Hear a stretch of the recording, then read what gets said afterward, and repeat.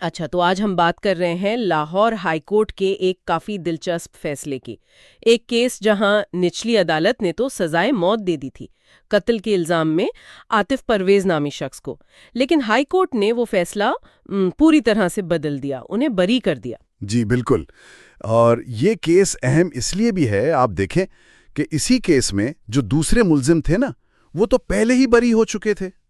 تو high court کا یہ فیصلہ جو 19 فروری 2025 کو آیا، یہ ہمیں ایک طرح سے مجبور کرتا ہے کہ ذرا گہرائی میں جا کر دیکھیں کہ استغاثہ یعنی پروسیکیوشن، ان کا کیس آخر کمزور کہاں تھا، کن بنیادوں پر یہ اتنا بڑا فیصلہ، سزائے موت کا فیصلہ ختم کیا گیا۔ تو آئیے بالکل شروع سے دیکھتے ہیں استغاثہ کی کہانی کیا تھی، مطلب ان کا ورژن کیا تھا۔ میرے خیال سے مقتول کے بھائی نے ایف آئی آر درج کروائی تھی۔ جی، محمد عباس نام تھا ان کا، مقتول محمد نواز کے بھائی تھے۔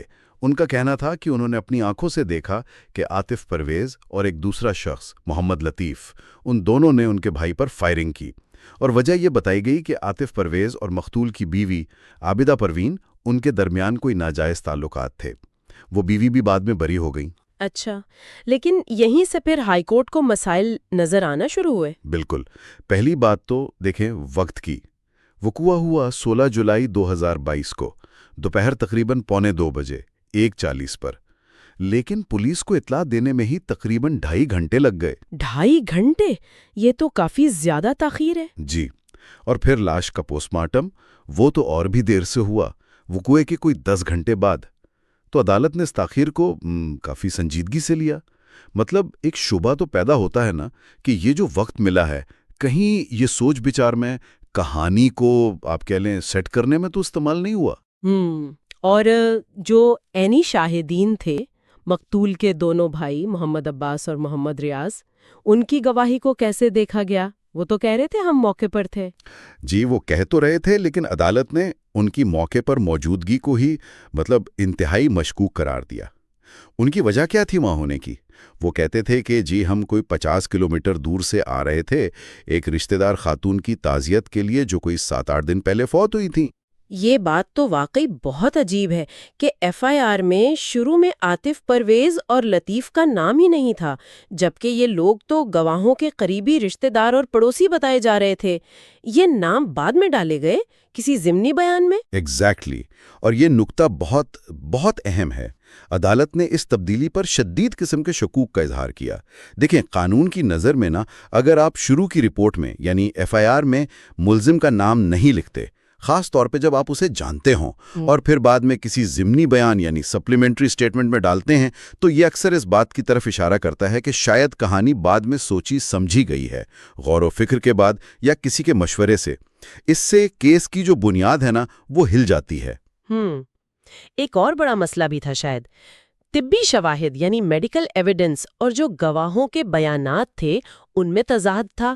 گواہوں نے کہا کہ فائرنگ ہوئی کوئی 11 فٹ دور سے، 2 قرم جسے کہتے ہیں، مگر پوسٹ مارٹم رپورٹ میں زخموں پر جلنے کے نشانات تھے، بونٹ مارجنز۔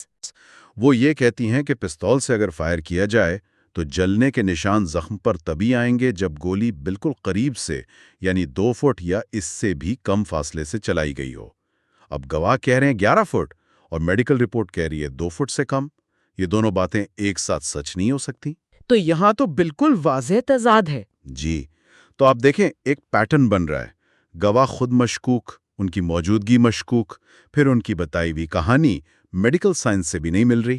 تو پھر باقی شواہد کا کیا بنا؟ ضمنی شواہد جسے کہتے ہیں، جیسے وہ پستول کی برآمدگی ہوئی ہوگی، فون ریکارڈز وغیرہ، کیا ان سے کیس کو کوئی سہارا ملا؟ نہیں، وہ بھی بہت کمزور ثابت ہوئے۔ جو پستول برآمد ہوا وہ ایک ایسی جگہ سے ملا جو کھلی تھی، مطلب عام لوگوں کی پہنچ میں تھی۔ ایسی برآمدگی کی قانون میں کوئی خاص اہمیت نہیں ہوتی۔ فون ریکارڈز تھے، سی ڈی آر، ان سے بس اتنا پتا چلا کہ ہاں ملزمان آپس میں رابطے میں تھے، لیکن کیا بات ہوئی، کس بارے میں ہوئی، یہ تو ظاہر ہے ثابت نہیں ہوا۔ اور وہ موٹر سائیکل جس پر کہا گیا کہ ملزم آئے تھے، نہ تو وہ کبھی برآمد ہوئی، نہ ہی ایف آئی آر میں اس کا کوئی خاص حلیہ، کوئی نمبر، کوئی رنگ، کچھ بھی نہیں لکھا تھا۔ یعنی وہ بھی بس ایک ہوائی بات رہ گئی۔ بالکل۔ اور جو قتل کا محرک بتایا تھا، وہ ناجائز تعلقات والا الزام، اس کا کیا بنا؟ وہ تو استغاثہ بالکل ہی ثابت نہیں کر پایا۔ وہ صرف ایک الزام کی حد تک ہی رہا، کوئی ثبوت پیش نہیں کیا جا سکا۔ بلکہ مزے کی بات یہ کہ تفتیشی افسر نے خود عدالت میں یہ بتایا کہ ملزم عاطف پرویز اور مقتول یہ دونوں کچھ عرصہ پہلے ہی باہر سے غالباً بیرون ملک سے واپس آئے تھے۔ اس سے تو وہ جو طویل تعلقات اور منصوبہ بندی والی بات تھی اس پر اور بھی سوال اٹھ گئے۔ قانون کا اصول ہے کہ اگر استغاثہ کوئی محرک بتاتا ہے تو اسے ثابت بھی کرنا ہوتا ہے، اگر وہ نہ کر پائے تو اس کا نقصان استغاثہ کو ہی ہوتا ہے۔ آخر میں ایک اور بات، جو دوسرا ملزم تھا لطیف، وہ تو ٹرائل کورٹ سے ہی بری ہو گیا تھا، اس کا اثر عاطف پرویز کے کیس پر کیسے پڑا ہائی کورٹ میں؟ جی، یہ بھی ایک اہم قانونی نقطہ تھا۔ عدالت نے برابری کے اصول کا اطلاق کیا، جسے رول آف کنسسٹنسی کہتے ہیں۔ جب انہی گواہوں کی گواہی کی بنیاد پر لطیف کو شک کا فائدہ دے کر بری کر دیا گیا تھا، تو ہائی کورٹ نے کہا کہ بھئی انہی گواہوں پر اعتبار کر کے عاطف پرویز کو کیسے سزا دی جا سکتی ہے، جب تک کہ عاطف کے خلاف کوئی الگ سے کوئی اضافی کوئی بہت ٹھوس قسم کا ثبوت نہ ہو، جو کہ اس کیس میں نہیں تھا۔ تو گویا ہر طرف سے، ہر پہلو سے استغاثہ کا کیس جو تھا وہ شکوک و شبہات سے بھرا ہوا تھا، کمزور تھا بہت۔ بالکل، یہی حتمی نتیجہ تھا عدالت کا کہ استغاثہ اپنا کیس کسی بھی قسم کے شک و شبے سے بالاتر ہو کر ثابت کرنے میں بری طرح ناکام رہا۔ اور فوجداری انصاف کا یہ بنیادی اصول ہے، سب سے اہم اصول شاید، کہ شک کا فائدہ ہمیشہ ملزم کو جائے گا۔ Benefit of doubt must go to the accused. تو یہاں تو ایک نہیں کئی شکوک تھے۔ ایف آئی آر میں تاخیر، گواہوں کا ناقابل اعتبار ہونا، طبی شواہد میں تضاد، ضمنی شواہد کی کمزوری، محرک کا ثابت نہ ہونا، ان سب چیزوں نے مل کر کیس کو بالکل ناقابل یقین بنا دیا۔ اسی لیے عاطف پرویز کی اپیل منظور کی گئی اور سزائے موت کو ختم کر کے انہیں بری کر دیا گیا۔ تو یہ تھا لاہور ہائی کورٹ کے اس اہم فیصلے کا ایک تفصیلی جائزہ، اور یہ کیس واقعی یہ بات واضح کرتا ہے کہ صرف الزامات لگا دینا یا کمزور کڑیوں کو جوڑ کر کہانی بنا دینا یہ کافی نہیں ہوتا، خاص طور پر جب معاملہ سزائے موت جیسی سنگین سزا کا ہو۔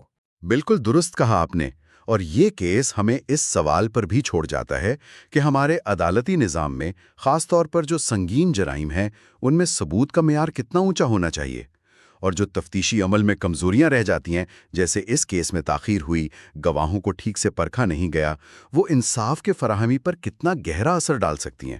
کیا ہمارا نظام یہ یقینی بنا رہا ہے کہ ہر فیصلہ صرف اور صرف ٹھوس، ناقابل تردید ثبوت پر ہی مبنی ہو؟